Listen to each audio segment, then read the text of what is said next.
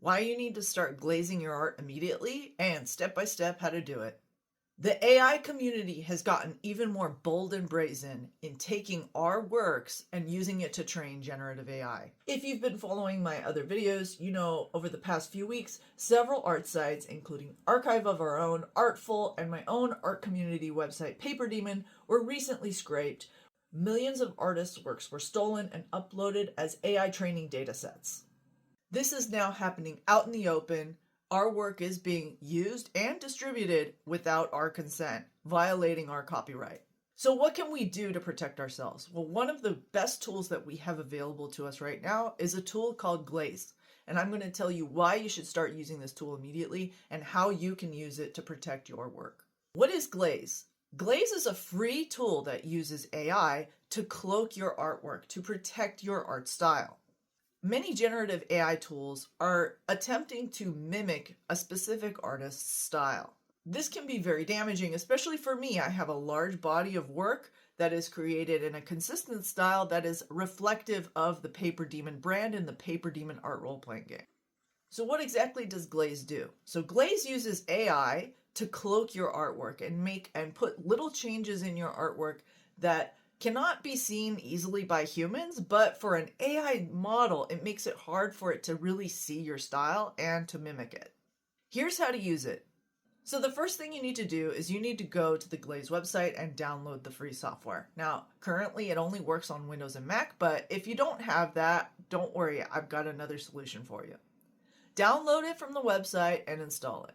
Next, create web-sized versions of your artwork, whatever the largest size is of your artwork that you're planning to share online, and put a bunch of your artwork in a folder together, because we're going to batch action this. Then you're going to open up the Glaze software and choose the source folder where you have all this art that you want to glaze.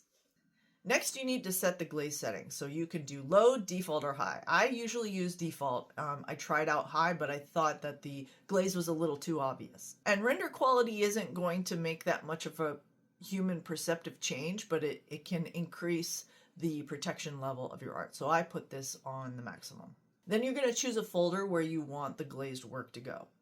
And then you go ahead and hit Run Glaze. Now you are going to probably have to close other applications that you have open on your computer because it is very resource intensive. Now, if you don't have a Windows or Mac computer, or your GPU on your machine is not powerful enough to run Glaze, there are two alternatives that you can do. The University of Chicago, who developed Glaze, also have a web-based version of the application, but it's currently invite only. You can request an invite through their social media or through their email, and there's details about that on the Glaze website.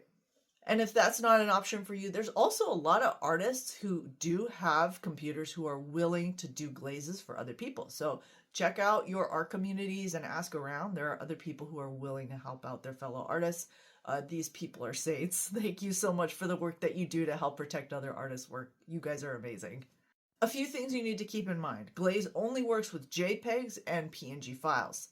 If your PNG file is transparent, you're going to get some really unusual results where the transparent areas are no longer, some of the transparent areas are going to have artifacts bleeding outside of the area that you had done your artwork. There's two ways you can get around this. The first is you can flatten your artwork onto a matte color, white, black, whatever. And after your glaze is complete, use the magic wand tool to select the color of your matte and delete it. The second method is to open up the glazed image and open up the source image. Copy the source image on top of the glazed image, then load the original artwork as a selection. In Clip Studio Paint, you could do this by holding down Control and clicking on the layer.